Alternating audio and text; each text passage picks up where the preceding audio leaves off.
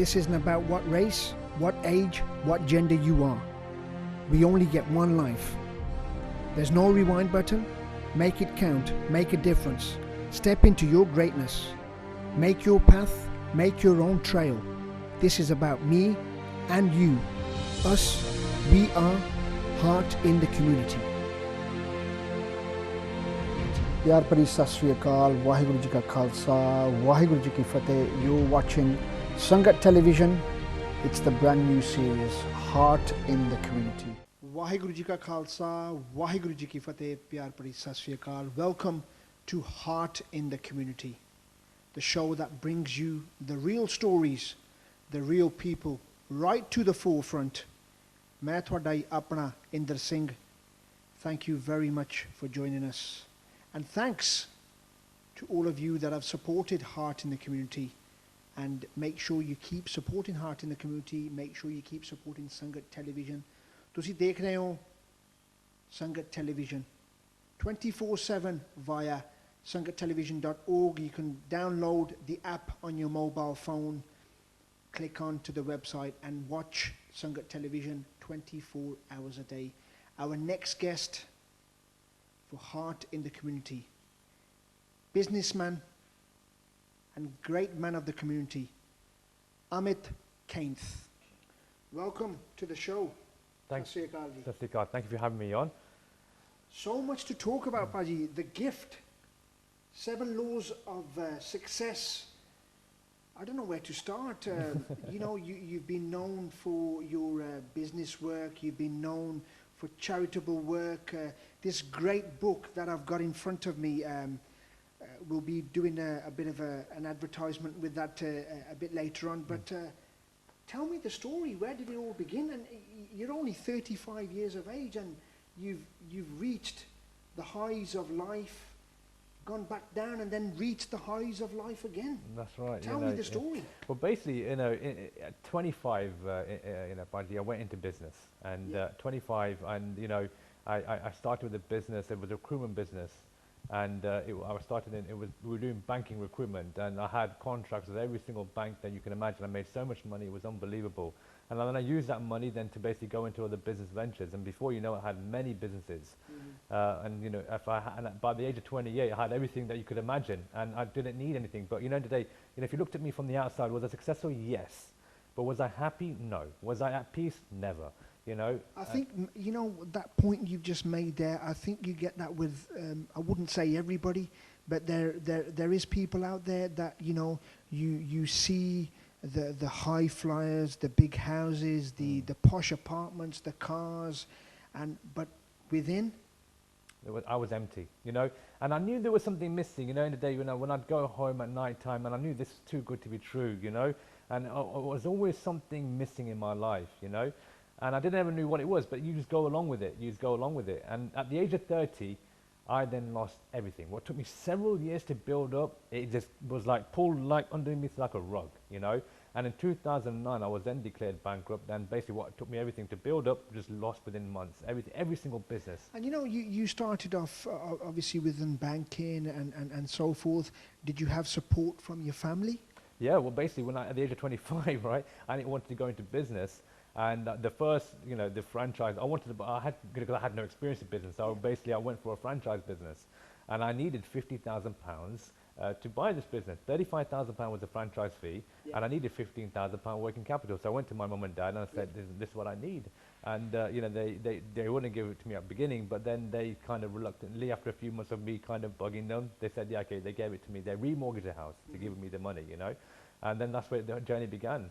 And then, then obviously just then grew from there. So over the amount of 7 years, sometimes, it can take not many, the lucky ones, shall I say, a whole lifetime to reach that peak, them millions of pounds. But within 7 years, you'd actually reached the peak. The first time round, within 3 years, I was 25. By 28, I had everything that I wanted.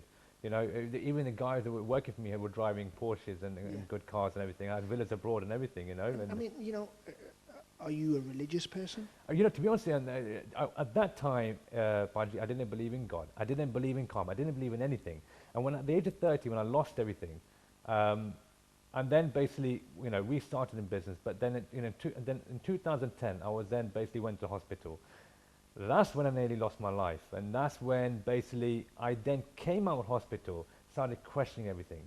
I then said, in the day, I was really angry. I was like, in the day, who gave me the wealth in the first place? Who took the wealth away from me? Who put me in hospital? Who made me bankrupt? Who saved my life in hospital? Because the doctor said to me that you ain't gonna make it through the night if we don't operate on you, and I wanted answers. And when I came out of hospital, thank God, I then basically was walking through town, and somebody gave me a book, for a fiver, and it was the first book I ever read was the Vedas, and that started talking to me about karma, the concept of karma, and everything, and it kind of made me kind of think, okay, what is this all about?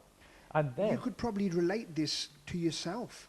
Well, yeah, I mean, kind of. I didn't believe in the concept of karma before. I didn't believe in any kind of higher power. If anybody said to me, Amrit, you're so successful, how do you do it? I'd say, well, I did it like this and I did it like that. Not once did I mention that, God give me everything, Yeah. And then I thought, this is very interesting. Then I began to read all the scriptures, from the Guru Granth Sahib, from the Bible, to anything that's scripture, because I only could work 2 hours a day. Yeah. And I had a lot of time on my hands for 2 years. I then basically read all these scriptures, and I found that there were common laws between all these scriptures. Yeah. I then put those common laws into place, and thank God I made 10 times the wealth back in the space of 2 years. But this time round, Baji, I'm a lot more happier, a lot more content. That's when I put pen to paper and I wrote down these laws. And then one of the biggest publishers, Austin Macaulay, picked up the book and said, listen, this is very good. Then they published it last year. See, the beauty about this is obviously, it's, to me, it's we'll go on to the book in a short while, but you've built up the business, you've lost it, and then you've actually realized not just losing the money, but how you've lost it within your mind, with the surrounding people in your life, and now you've built up the wealth again, but via this book, The Gift, Seven Laws of Success, and to me, it's your way to give back to the community now. Definitely, yeah, definitely. And the book, it was launched, I think, only August last year. That's right. It took me 2 years to write it. It took me 18 months to write the whole book, and then it took them a year to kind of like publish it, and it got launched August last year. And it's out in all the stores, Amazon, everywhere. So obviously, I think the beauty of the book, I've just had a quick flick through.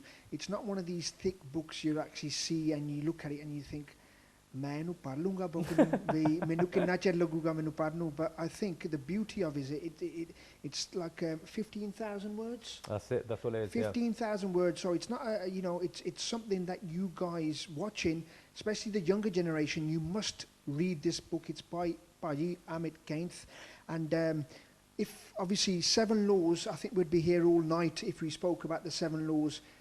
Give me the 3 laws out of the book. Okay, well, basically, I'll start with the first law, okay, which is the fundamental first law, is meditation. Okay. Meditation, I can guarantee you, Fadi, the last time you made a bad decision, one of the 5 forces active, either greed, lust, attachment, anger, or pride. One of those 5 forces it's always me active, and what you've got to realize that they're not, people think they're good forces. They're not good forces. They are actually what I call the evil forces. They are the forces that are going to take you around in circles all the time.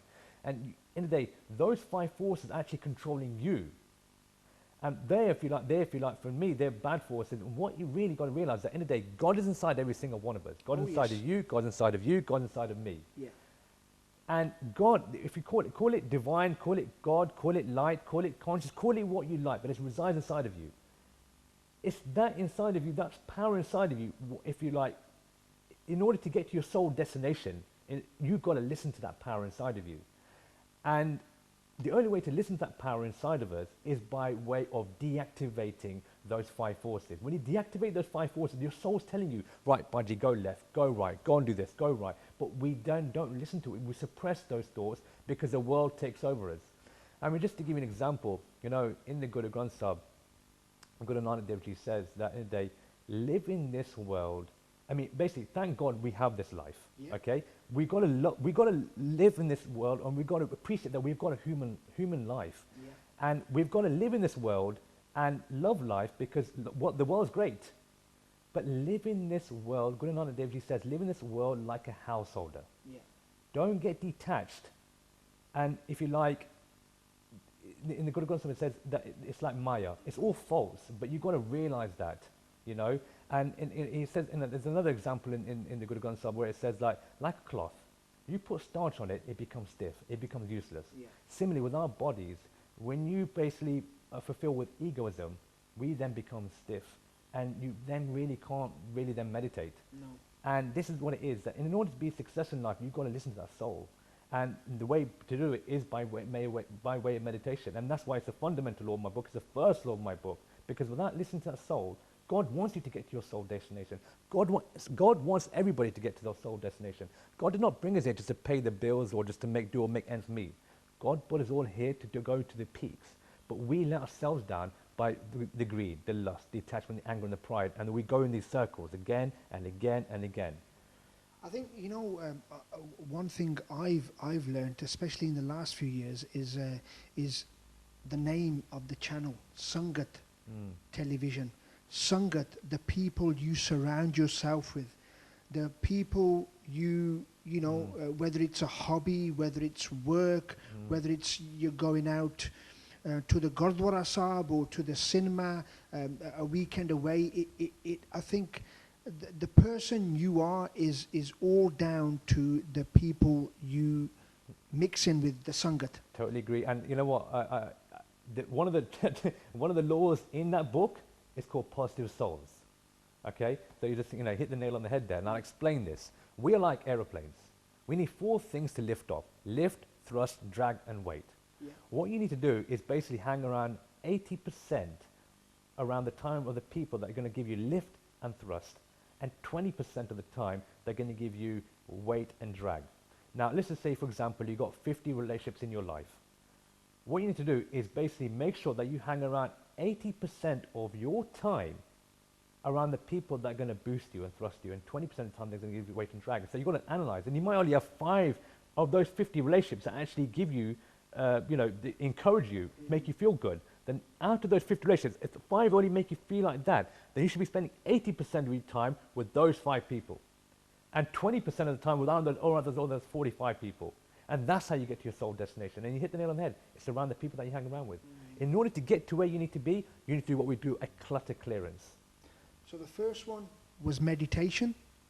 Second one, positive souls. That's Sangat. Right. The Sangat we mix ourselves with, whether it's work, life, pleasure. Sangat bahut jaruri hai, my grandfather, my grandparents, my parents, you used to hear this term Sangat, the people you surround yourselves with. Obviously, you've mentioned it by saying positive souls. It is a big player in life. Definitely. And the third one. Okay, so the third law is flow. One of the laws. So one of the laws I've mentioned, the 3 laws. That the flow is the next law. And what is flow about? We're going to let 3 things flow from us. Number 1 is positivity, and in every single scripture that you read, what you sow is what you will reap. It says it everywhere. And it's true. If you plant apples, you're going to get apples. If you plant pears, you're going to get pears. And if you plant positivity, you will be positive. And then you have positivity around you. So that's number 1. And in the book, it goes into more deeper depth, but obviously with time. But second, part of flow is time. Now, what does that mean? You've got to realize that God is inside every single one of us.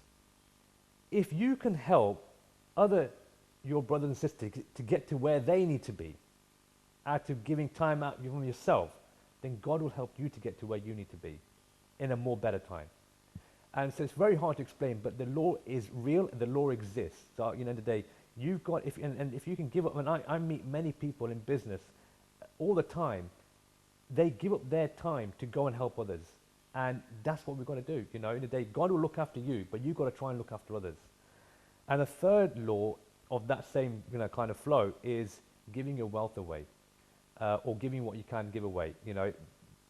People say to me, Amrit, but I'm only earning 15 grand a year. I don't have much money to give away. you got to start small.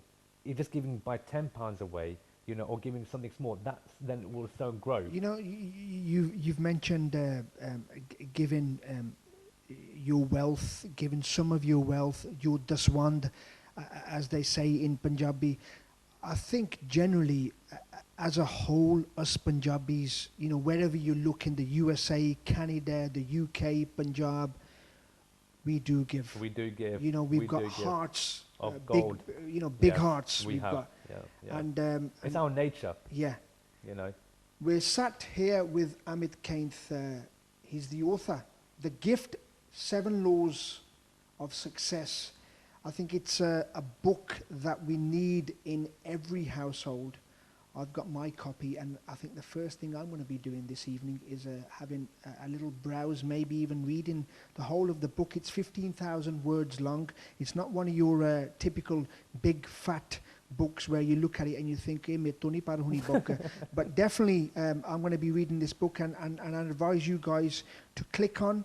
Get on to Amazon, get on to eBay. It's available. It's available Amazon, and you can go into all the www.amitkainth.co.uk. You can order it via there. There's links where you can order it, but Amazon and Waterstone, W. Smith, everywhere. It's available everywhere. Hanji dosto, we're sat here with Amrit Kainth in the very lovely iLight showroom with my man Manny Sadavid, Manny Singh on the other side of the camera. We're going to be back very shortly. Make sure you stayed in tune. We've got some more info about the book with Baji, so keep locked, keep tuned. Heart in the Community.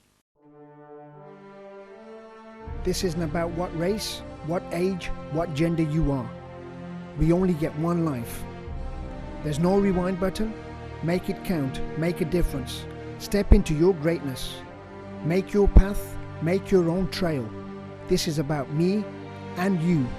Us, we are Heart in the Community. ਪਿਆਰ ਭਰੀ ਸਤਿ ਸ਼੍ਰੀ ਅਕਾਲ ਵਾਹਿਗੁਰੂ ਜੀ ਕਾ ਖਾਲਸਾ ਵਾਹਿਗੁਰੂ ਜੀ ਕੀ ਫਤਿਹ You're watching Sangat Television. It's the brand new series Heart in the Community.